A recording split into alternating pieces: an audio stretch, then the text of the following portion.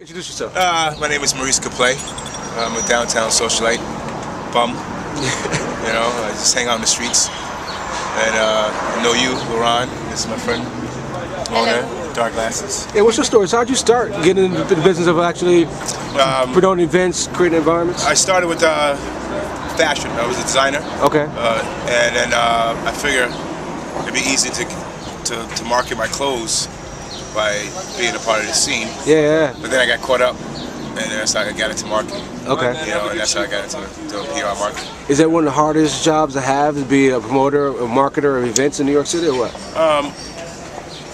Today it is, because it's so oversaturated. And when I started, it was very few people, key promoters and key PR people. Yeah. But now it's like you can go. What's the difference now from 10 years ago then, in terms of social scene in New York? There's more promoters and less people. Oh, good point. Less A-list crowds. Everybody's feeding off the same crowd.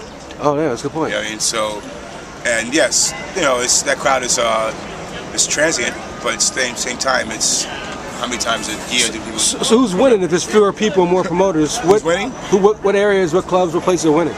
You think? From a financial standpoint, yeah. The commercial crowd. It's best. So today, the best thing is to have a dive bar, a really cool dive bar, because you're just bringing in numbers. In the day, it's you're making money, and you're walking home, and your bank account is full. You're right, brother. Yeah. How long you live in New York again? All my life. So let me ask you a question. When is a person a New Yorker that's not born in New York? What's that? When is a person a New Yorker? When they are not born in New York? When you're not born, like I moved here. Exactly. How's that? When they reach that point of having all different type of demographics of friends, when they have established themselves and became comfortable about who they are, right? And know how to get around, move around New York. Yeah. You know what I mean? And I feel like the only way you become that is when you're able to say, I've been to Queens, I've been to some areas of Queens, I've been to the Bronx, and I know, that side of the Bronx.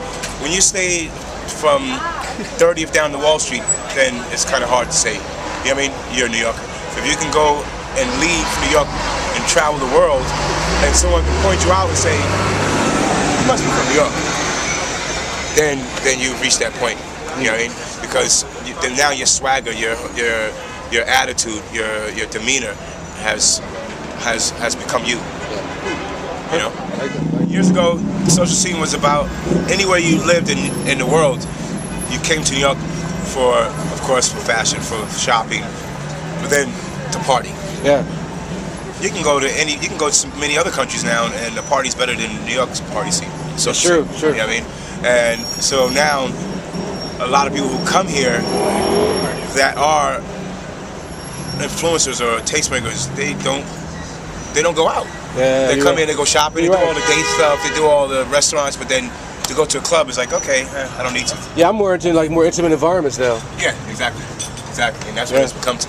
That's what it comes to, So I mean, but it's coming back though, because now that the economy has brought out the artists and everybody.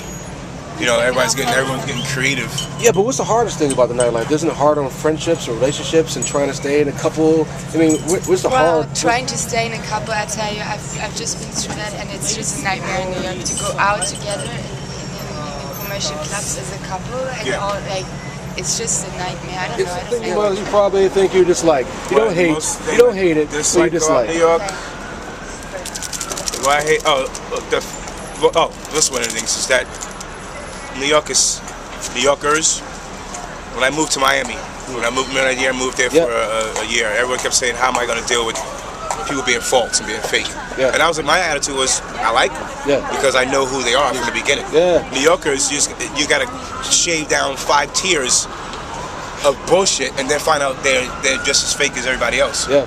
You know what I mean? So that's what I hate. Yeah. I'd rather get to know who you are from the beginning. If you're a racist or whatever you are, as long as I know that, that's all that matters. True.